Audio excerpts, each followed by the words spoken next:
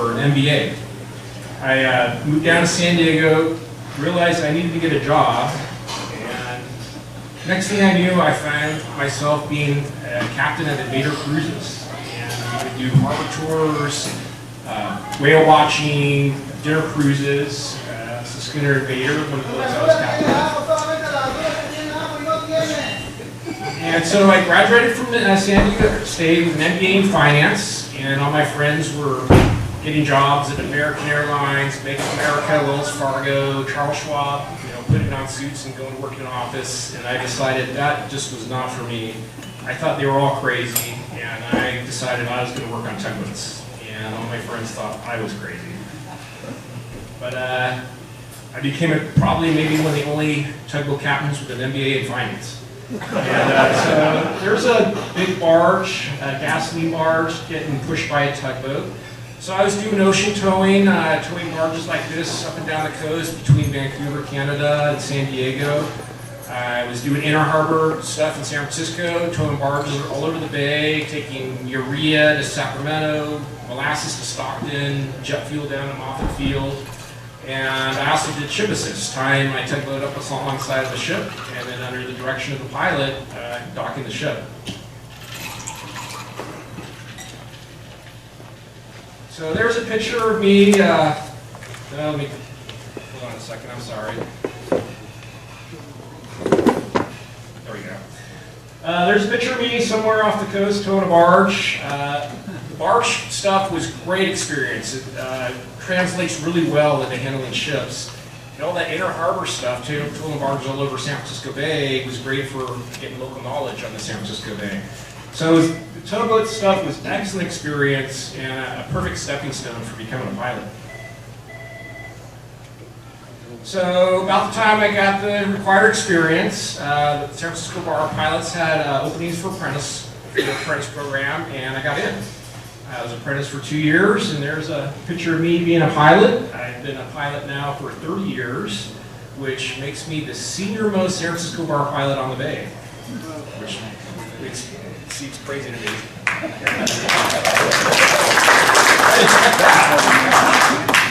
So there's a picture of a captain watching me dock the ship. So why do ships need pilots? Well, piloting is not unique to San Francisco. Every commercial port in the world has pilots. And the captain's job is to get a ship from port to port, from what we call the sea buoy to sea buoy. So it seems counterintuitive, but a captain's job does not include navigating in confined unknown waters and docking a ship. That's just not part of a captain's job description.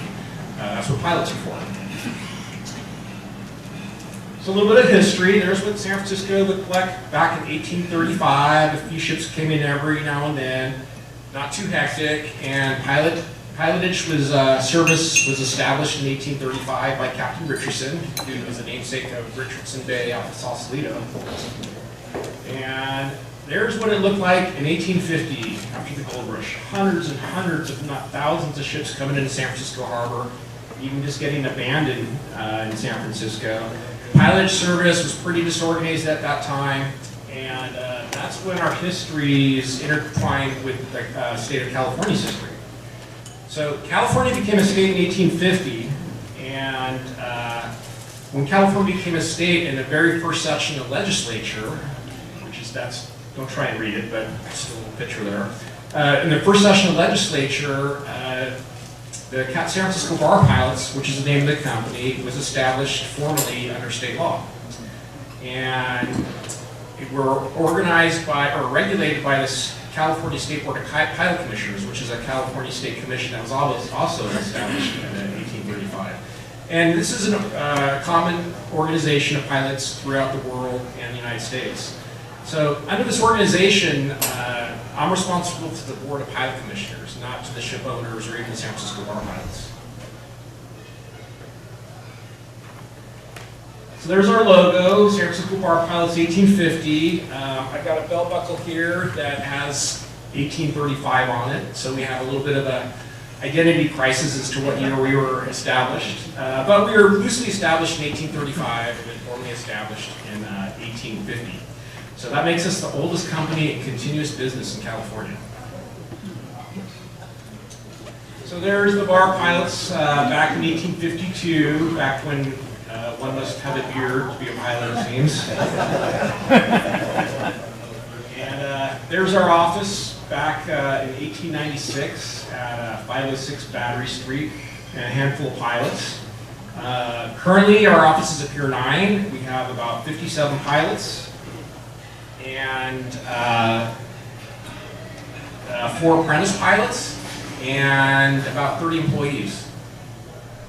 Jerry, maybe I just got a warning about a low battery. Is there a way I can plug in?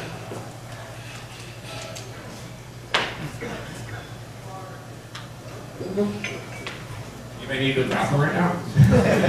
We call that a head on a ship like that.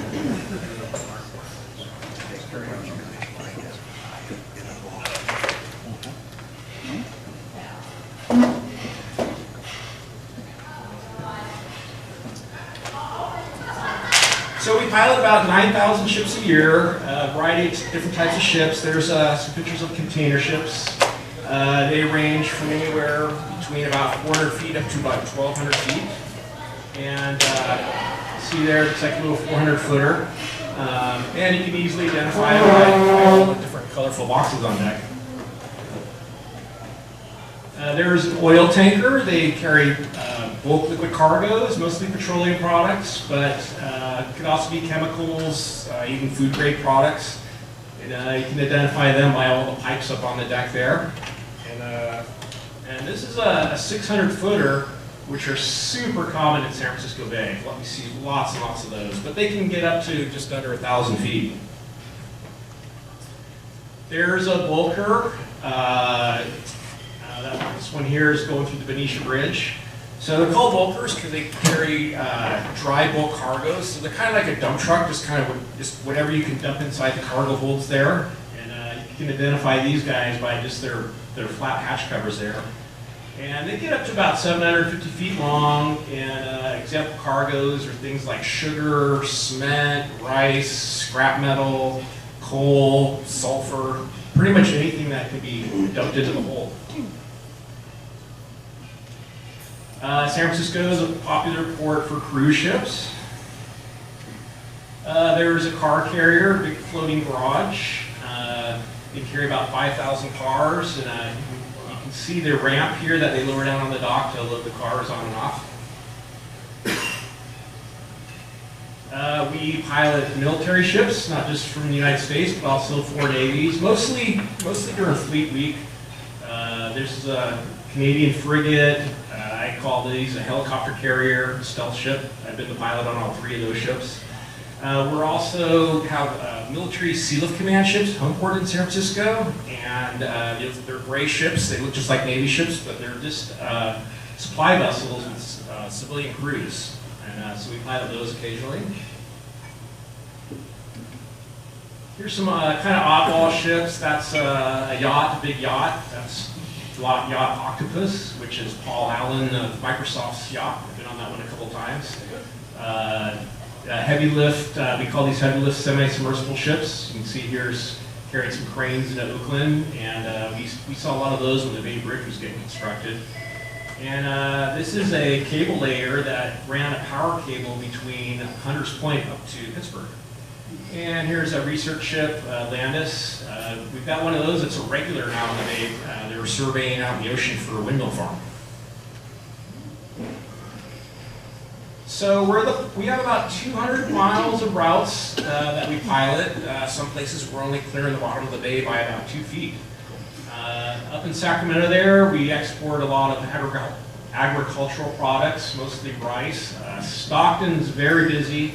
We're exporting agricultural products, coal that comes from Utah, importing things like cement, biodiesel, machine parts. Further down the bay in Antioch, there's a wallboard factory that we take a lot of gypsum to, and there's a brand new car ship terminal in Antioch. And a little further down about here in Pittsburgh, there's Dow Chemicals has some facility that we bring them a lot of salt.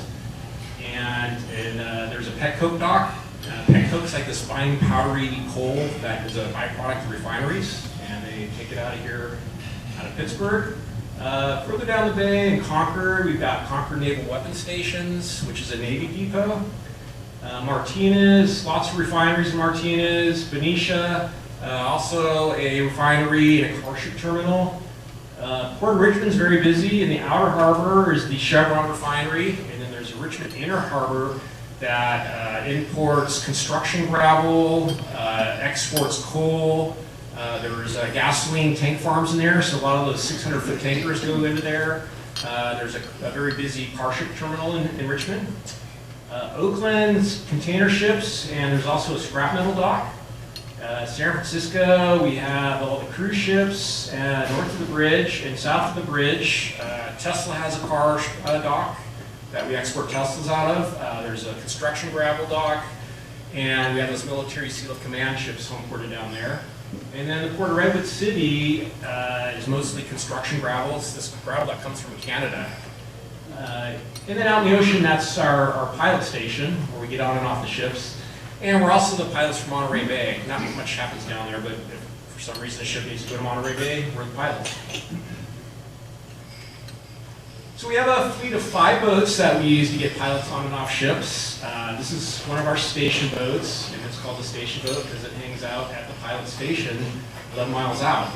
And so its job is to take pilots on and off ships as they come into the bay, leave the bay. We actually have 3 of these boats. They're sister boats. They all look identical. The pilot boat San Francisco, California, and Drake. And one of the 3 boats is out on station pretty much 365 days a year, 24 hours a day. And they work in a 7-day rotation, so one will be out on station, one will be at our Pier 9 docks, ready to go on standby, and then the 3rd boat can be offline for maintenance. That's just a picture of inside the wheelhouse of one of the station boats. I'm not even sure which one, they're all the same. And so in general, I'm sorry, I need to get back to get these in sync here. So there's nuances, but in general, the way it works is, for example, I'll take a container ship out of Oakland out to sea, then I'll get off onto the station boat and wait for another ship to come back in. And I could be on the station boat anywhere from maybe 10 minutes to 6 or 7 hours. So this is just a lounge, I already hang out, there's TV, there's bunks down below to take a nap, and there's meals being served at meal hours. That's our run boat, pilot boat Golden Gate. Its job is to take pilots, like you see all the ships anchored south of the Bay Bridge. This is how we get pilots on and off them. Also, there's times when we'll swap out pilots off of Alcatraz. So a pilot may bring a ship into the bay, we'll swap out pilots off of Alcatraz, and then the ship will continue on to its destination. So there's inside of the pilot boat Golden Gate. Kind of feels like being on an airplane. So I might be on this boat anywhere from 15 minutes, if it's just going down to the anchorage, to maybe an hour if we're going out to the station boat. So we can use this boat to run out to the station boat. Sometimes there's a mismatch of pilots on the station boat. So we have a lot of ships leaving, but then coming in, the station boat gets loaded up with pilots, and we can use this boat to run out and grab them. Or the opposite is there's not enough pilots on the station boat, and there's a bunch of ships coming in, so we can run pilots out with a pilot boat Golden Gate. And a bunch of ships, a bunch of seats, because they usually take groups of pilots at a time. There's our smallest boat, the pilot boat Pittsburgh. So when a ship goes to Stockton or Sacramento, it's about a 10-hour trip, 10 hours plus. And so Pittsburgh's about the halfway point, and where we keep our pilot boat Pittsburgh. And we'll use this boat to swap in a fresh pilot for ships going to or from Stockton or Sacramento. So there's a picture of a couple of pilots climbing up a pilot ladder, a rope ladder. And you can see here we step off this platform, and there's this gap here between the ship and the platform. One thing we're worried about is if we step on the ladder and then the ship pitches up on us, we don't want to get caught. So that's why we step up off of the platform like that. And there's some pilots getting off ships. So the same thing, cutting off. We're worried about coming down too low on the ladder and then having the pilot will pitch up on us. So we actually rappel off the ship the last few runs of the ladder to make sure we don't get pinched on the boat pitching up. So how does one become a pilot? So first you have to be an apprentice. And there's a picture of an apprentice observing me working with the captain there. To qualify to be an apprentice, you have to have been a working captain on either a tugboat or a ship with certain minimum standards. So piloting is not an entry-level job. We kind of like to say that if you become a pilot, you've already had a successful career as a captain on something. So there's an interview process with written tests and simulator runs, and then we, through that process, apprentice pilots are chosen. So there's a picture of an apprentice jotting down some notes after a job. So life of the apprentice is very busy. In practice, they do way more handling than actually just observing. They got lots of boxes they got to check. They're getting a fire hose of information. Not much time off. Lots of tests taken. They get graded on every job. There's monthly evaluation meetings. It usually takes 2 to 3 years to graduate from the apprentice program. There's about a 10 to 25% washout rate. But once you graduate, you become a full member of the San Francisco Bar Pilots. But for the first 2 years, we'll have senior pilots observing them on more difficult jobs. So it takes about up to 5 years to be a full unrestricted pilot. So we don't finish training once we start. We continue training after we graduate. And this is a picture of me on a full mission bridge computer simulator. So that's not real, that's a simulator. And we can recreate, basically we recreate situations where something is going to go wrong. And rudder failure, engine failure, communications failure, electrical blackout, could be anything. One of the more memorable jobs I remember, I was on the simulator piloting a car carrier in Richmond Inner Harbor. We had to do this maneuver around this turn. And I have to call this other pilot that he's leaving Richmond Outer Harbor so we can make passing arrangements. And then I got to call this dredge because he's in the channel and I got to make sure he's clear. And then we have the vessel traffic service, which is like the air traffic controllers on the bay. And call me for some reason. And then my office is calling me for some reason. And then an alarm goes off on the panel. And the captain's on the phone, talking to the engine room, and I'm trying to get a sense of, is this something I have to worry about? And then I noticed the pilot I made these arrangements with is not doing what he said he was doing, and I'm trying to call him, and he's not answering his radio. And I gave a rudder command, and then too late, I realized the rudder went the wrong way, and we ran aground. And so we'll do a debrief after. You usually learn more when things go wrong than right, and so it's always a good learning experience. Lots of good lessons learned. But so those are some of the things that I deal with, that just not in addition to just driving the ship. What I kind of call administrative and procedural things. And usually they're not all hitting me all at once, but they sure pile up on me on the simulator there. So it's really good for simulating situations like that. How do you react to procedural things?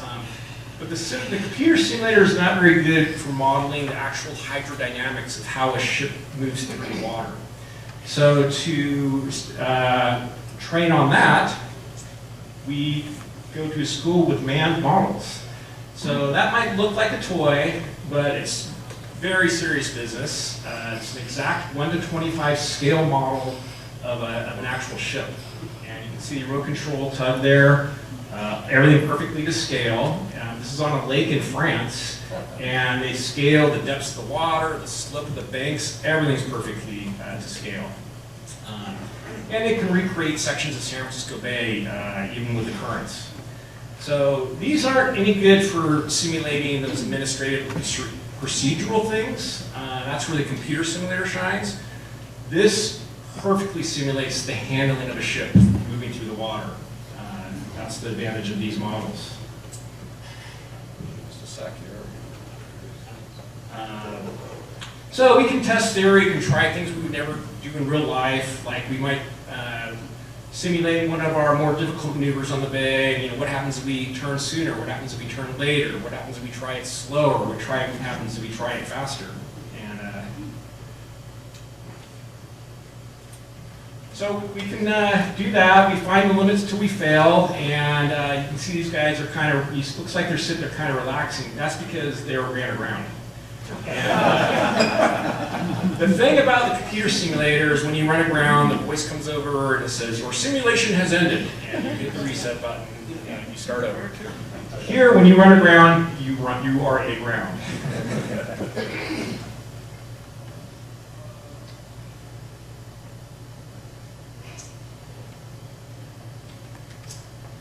So they have lots of different models. This section of the lake actually really well recreates some areas of the San Francisco Bay we have. But there's the Normandy, which is a medium-sized container ship. The real Normandy is 865 feet, and the model is 34 feet long. The Berlin is a 626-foot tanker. Again, we get lots of 600-foot tankers coming to the bay. The model is 26 feet long. You can see all the scuffs alongside the ships. We bang into each other, you know.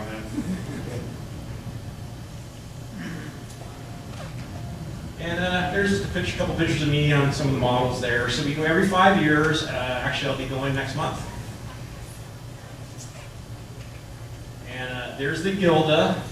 Real Gilda is an 882-foot tanker. The model's 35 feet long. So there's this, in this scaling, there's this, these formulas and this concept of similitude, they call it. So while distance scales at 1 to 25, time scales at the square root, or 1 to 5. So on the model, it takes an hour, or the lake, it takes an hour, we take 5 hours in real time. So everything's to scale, like how fast the rudder moves is to scale, how fast the RPM on the propeller comes up and comes off, all perfectly to scale. I'm not sure how they scale weight. There's some complicated formula that I can't explain, but it's not 1 to 25 or 1 to 5. I don't know what the formula is for scaling horsepower, but again, it's some formula, not 1 to 25 or 1 to 5. So I have this little exercise to kind of hopefully give you guys a sense of the power to weight ratio of a ship. So up in the top corner there, that's my sailboat, and it's a 35-foot sailboat, and you can see the model of the Gilda is 35 feet. The real Gilda is 882 feet. When a ship's empty, we call it in ballast, meaning there's no cargo, it's just carrying ballast. And when it's loaded, we say it's loaded. And then the displacement is how much the vessel weighs.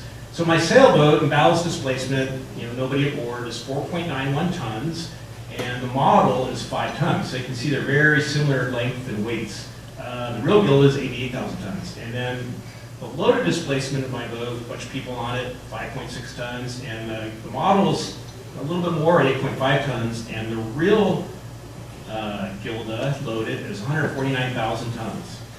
Okay, so see if you can follow along with this. So now, my sailboat's got a little 30 horsepower diesel engine. The model has a 28,000 horsepower engine. What is your guess as to the actual horsepower of the model? Give me some guesses. Give me some guesses. 30? 200. 200? Any other guesses? 60. 60? 16. 0.308 horsepower. So that kind of gives you a sense of the power to weight ratio of a ship. They take a long time to speed up, they take a long time to slow down. And so for example, all those anchored ships you see south of the Bay Bridge, we start slowing down about 3 or 4 miles before we have to actually be stopped. And it's not just the horsepower, it's the like the size of the rudder. On my sailboat, the rudder's about 18 inches by about 4 feet long. The boat maneuvers very well. On the model, the rudder is about the size of my cell phone. So ships aren't very snappy turners either. So there's the Normandy. The real Normandy is 52,000 horsepower. The model is 0.66 horsepower. The Berlin, the real one, 17,500 horsepower. The model is 0.224. By the way, 17,500, that's a lot of horsepower for a 600-foot tanker. They're usually in the 10,000 horsepower range. The 4,000 horsepower tug, model 0.052 horsepower. And the Otello has a 93,000 horsepower engine. The model is 1.19 horsepower. So what does a 93,000 horsepower engine look like? So to give you the sense of the size of that, can you guys see the 3 men working on it? Where's Waldo? Okay, you guys see the 3 guys working on it? No. So, any guesses on the displacement in cubic inches? Give me some guesses. None? Come on, throw something out.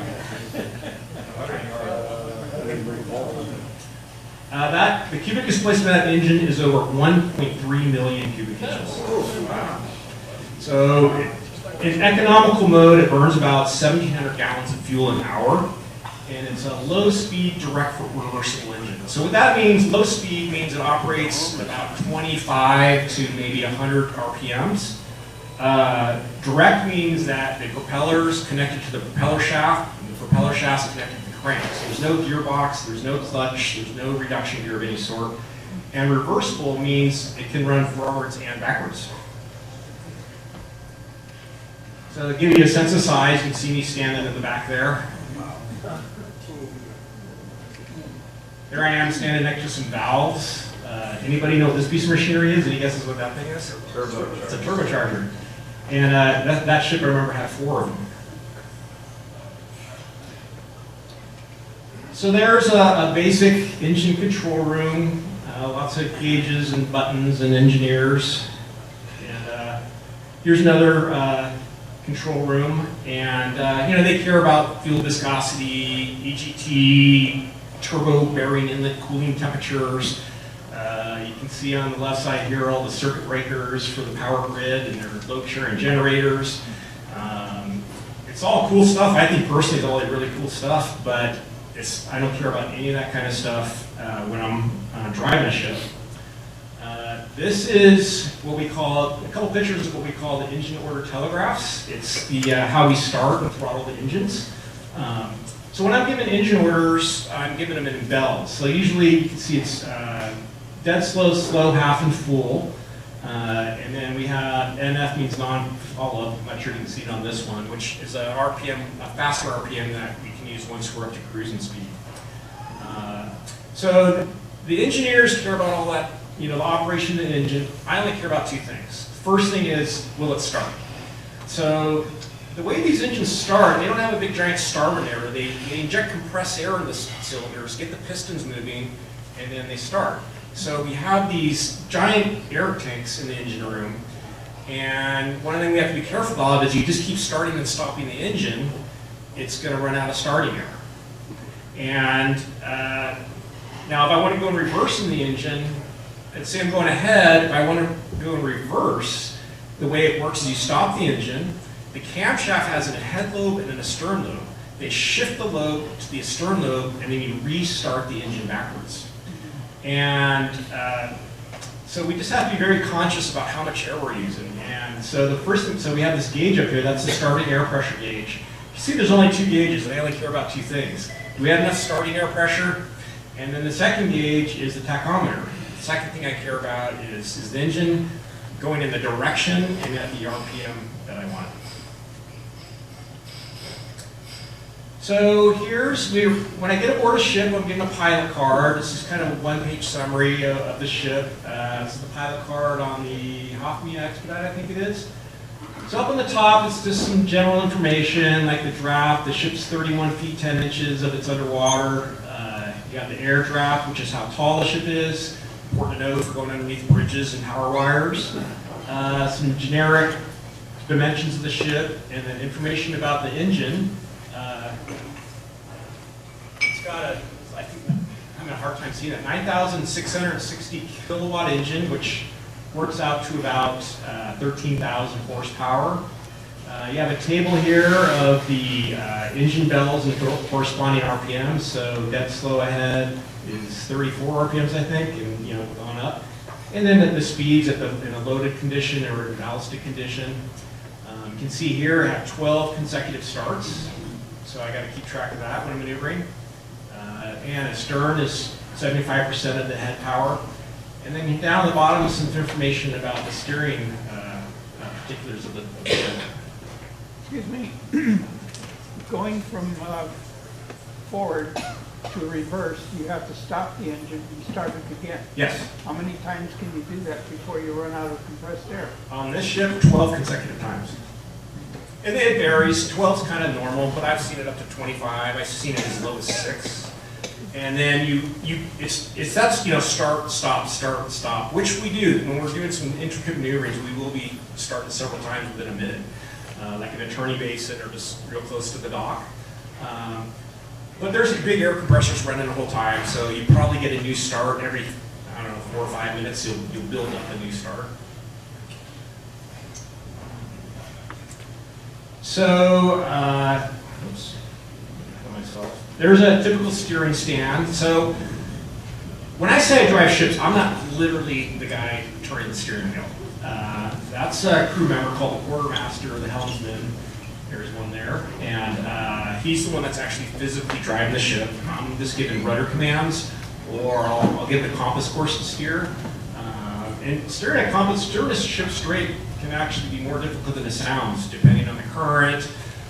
Is the ship loaded, or is it ballast? Are we shallow versus deep water, and other factors? So there's such thing as good quartermasters and bad quartermasters. So there's a typical wheelhouse, what we call the bridge, and here's just another one on a oil tanker. That previous one was a cruise ship. Here's yet another one. So they're all variations of the same basic layout. And so one of the first things I do when I get on a ship is I have to familiarize myself with the ship's equipment.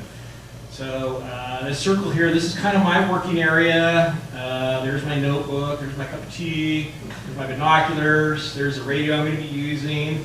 Here's the pilot card. Here's what we call ECDIS, which is the chart plotting system. Here's my radar. There's my iPad, there's some more communications equipment. Most importantly, there's my chair. So there's also a similar or redundant setup on the starboard side of the ship that the crew will use. Usually the pilots are on the port side. So once we get closer to the dock, we'll tie up a couple of tugboats, and then I'll direct the tugs. I'll direct them where to tie up. I'll give directions on what to do. So. This is the Hanjin ship turning in the Oakland Outer Harbor or Oakland Inner Harbor turning basin, and that's the tug Patriot. So I might be telling the Patriot, okay, Patriot, half power towards. This is the tug Patricia Ann. I might be telling him, Patricia Ann, take my stern to port, full power. Those kinds of things. And there's a picture of me talking to the tugs with my walkie-talkie, doing our final landing there. And so once the ship gets alongside the dock and they start running the lines, my job's pretty much done. So there's me with a happy captain after finishing the docking. So when I go to work every day, I'm going to a different country. And so when I'm on an Indian ship, I am in India. When I'm on an Italian ship, I'm in Italy. I'm in their culture. I have to adapt to their culture.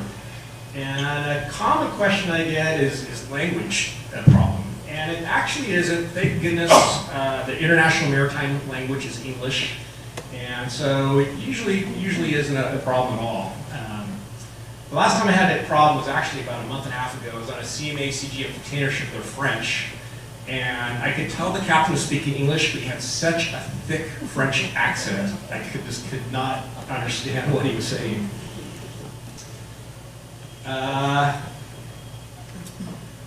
There's a picture of me after docking the Hanjin Ami. So that's kind of sort of the basic bare bones primer into piloting on San Francisco Bay. At this time, I'll open it up to questions, and we can ask questions until somebody tells us to stop. And how big before your boat requires a pilot? So, in general, foreign ships, all foreign vessels require a pilot. And then there's one of the ways we measure ships, it's called gross tons. And anything over 750 gross tons would require a pilot. And to give you a sense of what is a 750-ton vessel, not a smaller private yacht, but a bigger private yacht. You know, like that Paul Allen's Octopus is way over 750 tons. But I've been on several yachts. And to give you, so, you know, a bigger yacht would qualify from a foreign flagship. Mm-hmm. So are the bar pilots a private organization? It is. So the bar pilots is a private company owned by the pilots, but we're heavily regulated by the state. It's a really unique organization. Based out of where, San Francisco? Our office is in San Francisco, yeah. And I hardly ever go there. I do my best to never go there. It's mostly just, the office is just administrative stuff and where we keep the boats. But we're based out of San Francisco. And do you have to buy in to be a bar pilot? Yeah, there's a buy-in. The buy-in And price what is would top that be? secret. What's that? What would that be? It's top secret. It's probably over 500, isn't it? It's top secret. You're not gonna get it out of me. You're not gonna get it out of me. Actually, you know, No, I have two friends that are bar pilots, so I already know how much it is. Okay. Okay, thank you. So our schedules were broken into 2 groups. So we have about 57 pilots, so half in, we call it group 1 and group 2. And so one group's off and the other group's on call. So my general work schedule is week on, week off. And then my week on, I'm on call 24 hours a day. And it's not like, and you know, this is a 24-hour operation. And so I might go to work at 3 in the morning, I might go to work at noon, 8 in the morning, it doesn't matter. And it's not like I'll get a call and all of a sudden I gotta run away. I'll know roughly when I have to work. It just means I can't plan anything that work week. I don't make doctor's appointments, that kind of stuff. But if you said, hey, you guys want to go out to dinner tomorrow night? I'd say, well, I'll have to wait till tomorrow afternoon, I'll let you know. Well, go ahead. So I live on the San Francisco Bay. Why are there some barges, ships with tugboats behind them? Are they carrying petroleum products? Yeah, so it's a great question. And loaded oil tankers, we have an escort tug. Uh-huh. And so empty tankers, you won't see them, but on the ones that tankers and ballast, but we drag an escort boat on the loaded tankers. Okay, thank you. Well, first of all, let me say we'll get to everybody, so don't worry about that. And I'm just randomly picking people. How has being a pilot helped you in the racing career? I'd say it's more the other way. It's my racing career's helped me become a better pilot. No, it's funny when I have the apprentice pilots. Like usually I'm like, do you know anything about racing? Because we're gonna early apex this corner, and you gotta be smooth, and you want to maintain momentum, and so there are similarities. I'm not an airline pilot, but I hear there's a lot of similarities to flying an airplane also. But I'll say like what's my favorite section of being a pilot, and that's up in the San Joaquin River, up in the Delta, because it's just really windy and it feels like driving a race car through the day. But in slow motion. But in slow motion, exactly. Okay, a little more technical. You're modeling a part of your presentation of scaled ships. It's interesting to see that horsepower ratio. What bugs me a little bit is, how do you account for the big difference in inertial effects? The ship's tonnages, the response of the ship. How's that taken care of? Well, yeah, if you do, I remember in high school, physics learning about momentum, and if you did some momentum formulas on these things, it's massive numbers. So, how do we do it? Well, it's just kind of what we do. I mean, it's just like I said, like if we're going to go to Anchorage, we got to start slowing down 4 miles ahead of time. The thing about ships is everything happens slowly, but it's not going to stop. And I'll tell you a story that's a little embarrassing, but in Oakland, there's all these little fenders, and if you land the ship flat, you're spreading the load of the ship landing on the dock amongst all the fenders. And this has only happened one time in my career. It was on a 1,200-foot container ship, so big, massive ship. And I was trying my best to land the ship flat, but I landed the bow on a single fender, and it was ever so slowly. But that fender just kept compressing and compressing and compressing, and it was designed to do that. And it's the only time I've ever compressed one of those fenders that hard. But we must be very aware of the momentum, and nothing happens fast, and it takes low horsepower, right? So that's the something about ships. Hopefully that answers your question. Now, what I was trying to say is that sort of stuff you don't learn in your modeling part of your. No, actually, that's not true. In that those models very accurately model that stuff. It's crazy how accurate. So the first half a day, when I go, I'm used to my 34-foot sailboat, right? And you get on the models and I'm on this 34-foot boat, and then you find out you have 3/10 of a horsepower. And so, no, it actually very accurately models how a real ship behaves. I don't know how to explain it, but when you do it, it's like, oh my gosh, this is crazy realistic. Okay, so I know it's gonna come to this. How many pilots are on that boat, the Dolly? I don't know. I don't know anything about the Baltimore pilots. I mean, I heard from the news, just like everybody else, that there was a pilot and an apprentice pilot, is what I heard. I don't have this to talk about the Dolly in Baltimore, so I don't really have any really inside information, so to speak. One of the things is we just wait for the investigations. We're really trying not to speculate. One thing I see in the media is people speculating, and it drives me crazy because everything I've seen is, no, that's not how it works, or that's wrong, or so. And I haven't seen any pilots speculating in the media. I have to wait for the investigation to complete, just like everybody else. We're all anxious to see what happened. I mean, I think the media said that there was a blackout, and engine room had a blackout. I actually had an anticipating this. So I don't want to speculate. Let's speculate just a little bit. So this is so the power went out. And so what I can add to you that from being a pilot that others wouldn't maybe pick up on is looking at the route that ship took and when the blackout happened. To me, that looks like about the time that the captain would have gone to the pilot and said, can we secure the generator? Can we secure the bow thruster? So the bow thruster is a propeller on the bow that helps move the ship. And he would have asked, can we secure the bow thruster? And what the captain's really asking is, can we shut down the generator? And the way these ships work, so you have 3 generators, and then you have 4 major loads. So you have like the general shipboard load, just the running of the ship. Reefer boxes, so a lot of those containers could be refrigerated containers, and they plug into the ship's power. And that could be a humongous power drain on the ship. We used to have this one ship, I can't remember the name of the ship, we called it Haagen-Dazs ship. And it was exporting Haagen-Dazs ice cream to Japan. And they had so many reefer containers on it that they had all 3 generators running full tilt, and we couldn't use the bow thruster because the containers were taking all the power. So reefer boxes are a huge load. Then you have an actual bow thruster, and then you have an emergency bus, which will run things like the rudder, critical stuff, engine controls, navigation equipment. Some lights, like you have all these lights. Maybe 2 or 3 will be under the emergency generator or an emergency bus. And then that bus, if it senses a failure on the main bus, it'll start the emergency generator and energize the emergency bus. So it's all one power bus. I'm going to speculate, and not just me, but all my pilots and us talking about on the ships, is that probably the reason they lost power is because they were securing one of the generators, and something went wrong in that process of securing the generator. What went wrong? I have no idea. It's just a theory of, in general, why they might have lost power.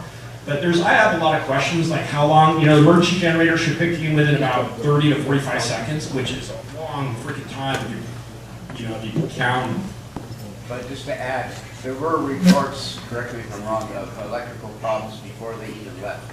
I haven't heard that, I don't know. Before they even left the dock, there were problems with electrical. I haven't seen that, yeah. That was 2 days If they were really having electrical problems with the dock, they would have never left. I mean, it's not anybody, I like to think the captain is not being pressured from anybody, has no incentives for leaving with electrical problems. The pilot certainly has no incentive to leave with electrical problems. But I hadn't heard that. But we won't know. I mean, it's going to be a year or more before all these reports come out. Go ahead. Like an order of magnitude, a small yacht, let's say 1,000 tons, in San Francisco, is some number. The largest ship you can get up to stock is a much bigger number. What's the relative fee for it to do? Well, the yachts are, oh gosh, I'm trying to think of the smallest yacht. Remember, Spalding Sporting Goods? I've been the pilot on that yacht, and that's probably the Spalding yacht. I want to say it was like 170 feet or something like that. Sometimes you'll see them anchored off Sausalito. The biggest ship we can get into. No. The cost for doing Oh, you mean what do the pilots charge? that. Oh, okay. I'm gonna be honest, I have no idea how much. I fill out a little thing on my iPad and I say I'm done, I submit it, and I don't know what happens after that. Last time I did ask, which was several years ago, so this isn't recent information, like how much does it cost to have a pilot on a 1,200-foot container ship? And years ago, it was like $17,000. And so it's based, the charge is a function of where the ship's going and the gross tonnage. So a yacht could be 800 gross tons, a 1,200-foot container ship could be 140,000 gross tons. But the way we charge is by the gross tonnage of the ship. You said that you piloted Navy ships. Have you ever had to handle the submarine? I personally have never handled a submarine. The San Francisco part, we did, well, so a little bit of history. So the Navy, when the Navy was in the Bay and they had their own pilots, there was 4 of them. And then the Navy left the Bay and those 4 pilots left the Bay. And so now that's why any Navy ships that do come into the Bay, we are the pilots because the Navy doesn't have their own pilots anymore. But there was an overlap when the Navy pilots were gone and we used to get a lot of submarines going to Mare Island in Vallejo. Yeah. And so there was a time, a period, where San Francisco bar pilots were piloting submarines. And I never got the opportunity. Just a little side note, remember that picture of me at the American Academy when I was 19 years old? And there's just my 3 classmates. One of those guys became commanding officer of a submarine. And what's interesting about submarines is the rudders are in front of the propeller, not behind. But no, I heard a story of one of the pilots that did pilot. He said they were walking through the submarine past the missile silos, and he said to his escort, "What are these?" And the answer was, "Those are bunks, sir." But actually, I tell you what, I take that back. I sort of have done a submarine. The Pampamito, the submarine in Surgeon's Wharf, I took that out of the dry dock in Alameda and took it over to San Francisco. So maybe that counts. Above water. Above water, yeah. The training facility in France, is there a training facility like that in the United States? There is, but it specializes in naval ships. So do you have to go to France? France doesn't come to me. I wish it did, but yeah, I go to France. That's where you do your practice then? I'm sorry? That's where you do like... That's where we do the man model school. It's a whole facility. It's, I don't know, the pictures give a sense, but it's considered the best ship handling school for pilots in the world. Pilot groups from all over the world go to school there. Really? Yeah, and there is, but to answer your question, there is one in America, but it's more focused on military vessels, not commercial ships. I wish we went to the one in America. I mean, I love France and all, but man, it's just a long trip to go out there. You mentioned earlier that you have 9,000 ships a year that come into the bay. How in the heck do you schedule all of this amongst 58 pilots? So we have a dispatcher. It's a 24-hour station office. That's manned our pilot office. And yeah, we have 24 hours a day. We have a office worker whose job is to print it all out. And yeah, a lot of times, one thing is the shipping is more fluid than you might imagine. You think these schedules are made a week in advance. No, things are changing hour by hour by hour. And so there's times I'm driving to work and I'll get a call from the dispatcher and say, turn around or go to this place instead. But it's, one of the dispatcher described it as like building a house of cards and then immediately blowing over and have to rebuild the house of cards again. There's actually a hilarious video on YouTube. If you Google San Francisco bar pilots dispatcher, one of our dispatchers will describe the job, and I hope you are not offended by me cussing. Are there priorities given to bigger ships over smaller ships? Or No. How they request service? So one of the, when I mentioned back in 1850 and pilotage was disorganized, that was going on. Like the pilots would forego a smaller ship to give service to a bigger ship. So when the Board of Pilot Commissioners and these regulations were put into place, part of that is that there was no favoritism. Every ship has equal access to a pilot. So no, there's no priority. Sometimes we'll change, like if there's 3 container ships and a bulker all come in a row, we might tell them, hey, you come first, you're second, you're third, that kind of thing. But in general, no, we don't give any preference. Are Are there any weather conditions where you won't bring a ship into the bay? Yeah, we will take ships up to about 60 knots of wind. It can get pretty nasty out there. One thing that happens, so it's called the flood current. When the current's coming into the bay, that's the flood. And when it's going out of the bay, that's called the ebb. And when we call it closing the bar, when we will close operations out there. But on the ebb current, the ocean, the current's coming out of the bay, and it hits the wind and weather coming from this direction. They hit each other and build up on each other. So usually when we close, it's only for the duration of the ebb current. And I remember I had a ship out there. I came out on this ship, and I just made it onto the pilot boat. As soon as I hit the deck, the pilot boat captain's like, "The bar's closed."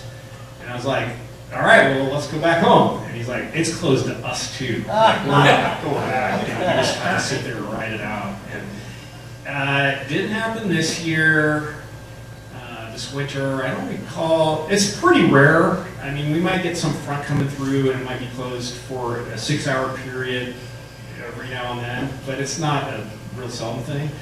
We will. It's not uncommon though, 60-knot winds, 20-foot seas, but we can get we call it making a lead. We can get the ship on a certain course and time it right with the pilot boat coming in. It's still, a pilot boat might be pitching up and down, and I tell you, it's no fun being out on a pilot boat. It's a big pilot boat. That station boat's like 130 feet long, and it's heavy. But when it sucks out, it sucks out. There's this, the worst thing I hate, the thing I hate the worst is, when I mentioned that there's not enough pilots on the station boat, so we have to run pilots out of the Golden Gate. That's the worst of rough weather, because now we're beaten out on this little boat, and it's just like, ugh.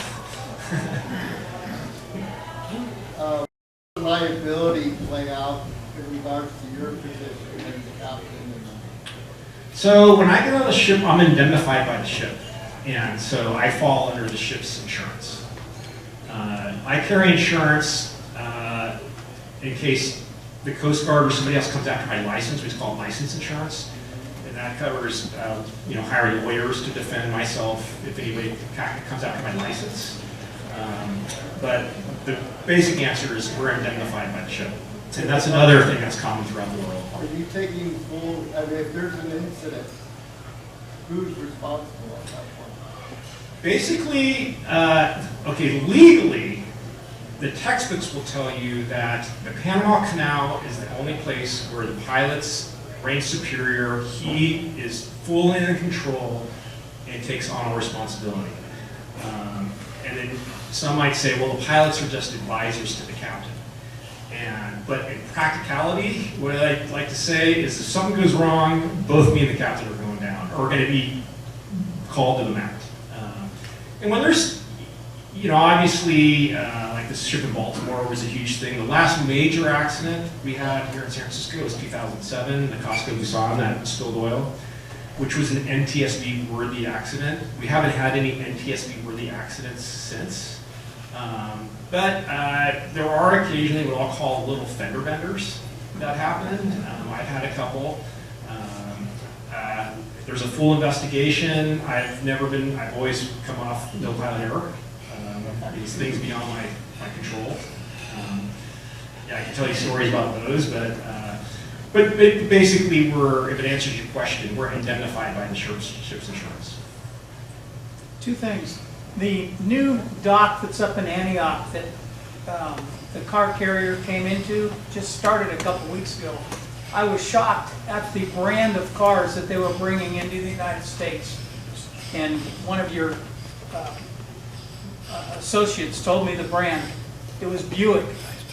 They're bringing in Buicks from China.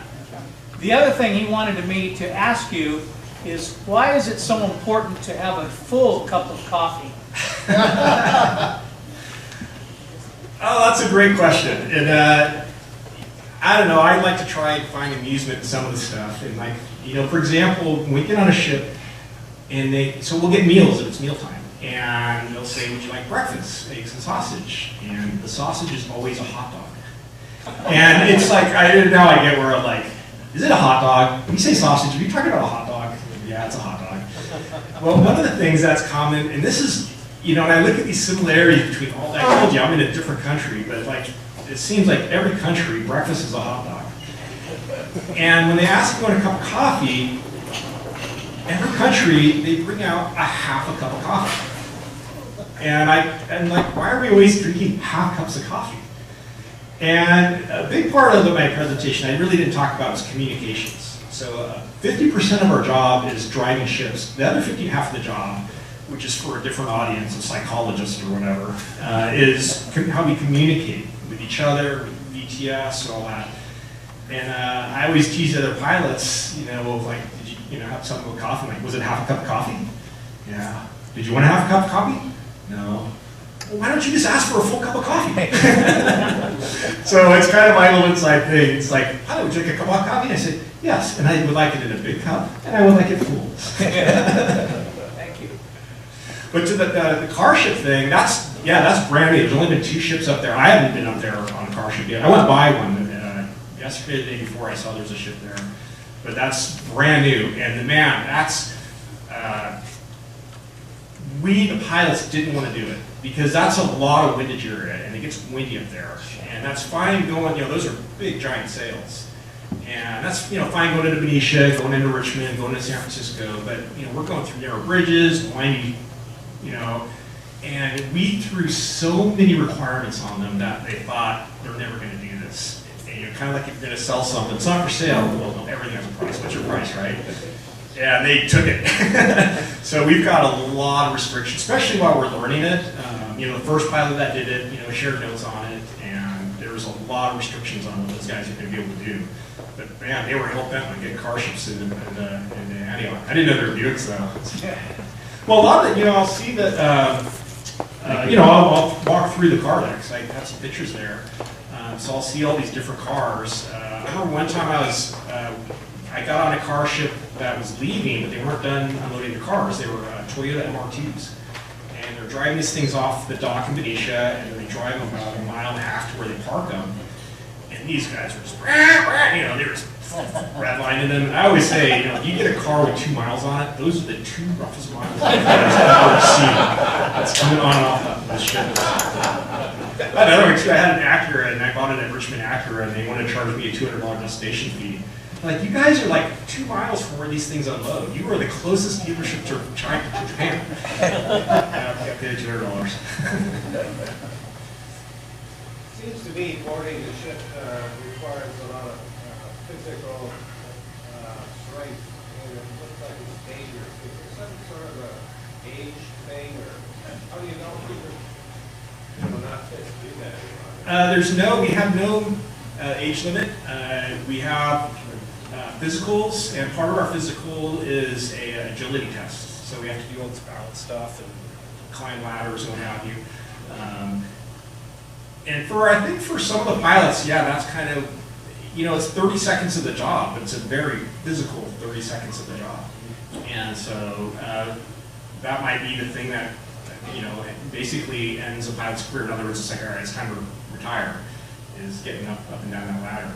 So, it's only 30 seconds of the job, but it's part of the job. I was telling someone earlier, we had a pilot who broke his thumb, and he could every way be a pilot except for he couldn't climb up and down the ladder. He was stuck on the beach just because he had a broken thumb. From all these large questions to a very small one. One time I had to take a sailboat from Sausalito over to Oakland at night, 10 o'clock at night, foggy, and I had one of these little 12, 18-inch reflectors. Can you see those? Are you looking for those in the bay? Actually, I've had that question before, and here's the problem with it. If I didn't see you, because you didn't have it, I wouldn't know that you were. Okay. And if I saw you, I don't know if you have it or not. You haven't run over anybody out there. Yeah, and if you do have it, I don't know if you have it or not. I see you. There are times, I had this one time, I was going up through past Crockett, between Vallejo and Martinez, at 3 o'clock in the morning, and we had this, I was on an oil tanker, and I had my tugboat was kind of pacing me off the port bow, maybe 200 feet off the port bow, and all of a sudden he goes, "Do you see this sailboat?" And I'm like, "What sailboat? No, what are you talking about?" It's like, "There's a sailboat right in front of you." I'm like, "What?" and the sailboat went between me and the tug. We just missed it. 75 feet though, right? Like 75, maybe closer than that. And it was this old boat, unlit. I never saw him on the radar. No one on the crew saw him. The tugboat didn't see him until, 10 seconds before. And I often wonder if there's how many sailboats have I gone by and I didn't know it. Maybe they didn't even know it. Did they have sails up? No, it was just this 3 in the morning. This guy's drifting around. A little side note on that. It was the same time that we had one of these budget crises and the government was shut down. And so I called, and there was a ship coming up behind me. So I said, "Hey man, there's this guy up here unlit. I didn't see him until the last minute." And I reported to the Coast Guard, just like, "Hey, you guys get out here. Someone's got to tell this guy to put a light on or something." And then I docked the ship and I called the Coast Guard and I said, "Did you find that guy?" And they go, "No, we didn't send anybody out because of the budget crisis. We didn't send anybody out. If you would have hit him, we would have said something." But you do see them as much as you think you should. The sailboats in general, they come up on the radar, especially when it's on calmer. I can talk to you about interactions with sailboats and things sailboats could do. Usually I give this talk, it's just yacht clubs and what have you. And I try to keep this one away from the yachty stuff. But to answer your question, I will say this about sailboats too, is that a lot of times these ship captains will come like, "Oh, these sailboats," and what I say to them is like, 99 out of 100 sailboats are good, competent sailors. It's just we don't know, is he the one that's not? Is he the one? Is he the one? And I have my sailboat. This is a real eye-opener for me. I have my sailboat. I take it out once a month with me and whoever else wants to go. We were just south of the Bay Bridge, drinking some beers, just drifting around, and there's a ship coming up from Hunters Point that was coming from Redwood City. And he's miles down there, and all of a sudden he starts blowing his 5 short whistles, and I'm looking around like, "Oh my God, he's pulling that at us." And it was eye-opening to see like how far, to my perspective, that ship was so far away.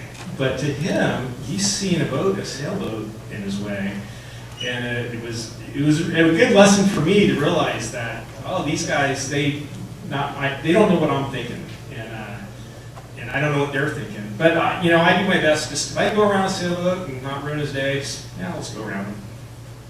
So you can see us on AIS, right? Definitely see on AIS, yeah. AIS is it's a transponder system, and one thing though on recreational boats, we use Class A. I'm going to go down just a second. And we use Class A recreational boats or Class B, and there's some serious limitations on the Class B. Mainly that they only transmit a data sentence every 6 minutes. So a lot of times we'll see, a presentation of something on our screen and it's not actually there. That's where it was 6 minutes ago. So just to be aware of it, you have an AIS. Anything else? I recall there was 2 incidents in the Bay. More recently, a big cargo ship hit the Bay Bridge, and I think it was during the fog, so that's a good excuse. But why couldn't they have used the plot charter to get between the towers? So you're talking about, I think, the Costco we saw in 2007, and that was a good case where like we gotta wait for the investigation to find out what happened, because once the investigation was complete and I read it, there was like parts of that story I had no idea. In general, I'd say there's kind of 2 kinds of accidents. There's accidents where a pilot made a mistake and he created that accident. And then there's accidents where that accident was going to happen no matter who the pilot was. For example, there was a ship called the NYK Surfwind. It came in the bay, a fishing boat plowed right into the side of it, the fishing boat sank, 2 guys died. I wouldn't have done anything different than that pilot. The pilot that had that ship, it was just the luck of the draw. He had the pilot error. What's that? The fishing boat had pilot error. Yeah, and that was just kind of an accident that was destined to happen no matter who the pilot was. And then the other accident is like, the pilot made mistakes, the pilot caused that accident. And the Costco we saw on accident, I'm not going to make any excuses for that pilot. That was 100% on him. He screwed up. A lot of, it was an industry-changing accident, kind of like the Exxon Valdez. You remember that one? Yeah. The reason we drag these tugboats, escort boats on the tankers is because of the Exxon Valdez. And so, no, the pilot on the Costco Busan just made all kinds of mistakes. didn't nerd out on what they were. But basically, that was his last ship. He was done after that. And then, how could the Navy, there was an aircraft carrier in the bay, and they ran aground. Oh, and going into Alameda. Yeah, Alameda. Yeah, that was before my time. That was either early 80s or late 70s, I think. One thing, when you have a cross current and the ship's crabbing for this cross current, so if the ship's going straight, this is how wide the ship is, right? If it's crabbing, now this is how wide the ship is, as it goes through the channel. And the entrance to Naval Air Station Alameda is relatively narrow. And I do know the pilot that was on that, a guy named, he was one of the Navy pilots, and whoever's in command of the ship, we say, having a con. Who's got the con? Well, in that case, the aircraft carrier captain had the con, and the pilot was saying, you're going too slow. We have too much crab angle. And they're going so slow, the crab angle got so large that they hit the edges of the channel. And, Not one side. yeah. Okay, and then the other question, last one, has to do with the engine. Like trains, what is the diameter of the cylinder on one of these big engines? Well, you saw the valve. The valve's about like that. Yeah. And the cylinders are probably about the size of one of these tables. Okay. Stroke is measured in meters. Okay, sorry. Are there any female pilots? Yeah, well, so San Francisco, we had the first female pilot in the United States. She's since retired, and we currently, one of our 4 apprentices is a female pilot. She was a container ship captain. She's one of our apprentices right now. Now, Coast Guard, like the 110, do you guys pilot Coast Guard? I have piloted those. It was an out-of-towner. The ones that are home port in Alameda, we don't home port, or we don't pilot. But I remember during Fleet Week, there was an out-of-town Coast Guard vessel, so I have piloted Coast Guard ships before. Anybody else? Is that it? All right. Well, thank you. Thank you, Jerry.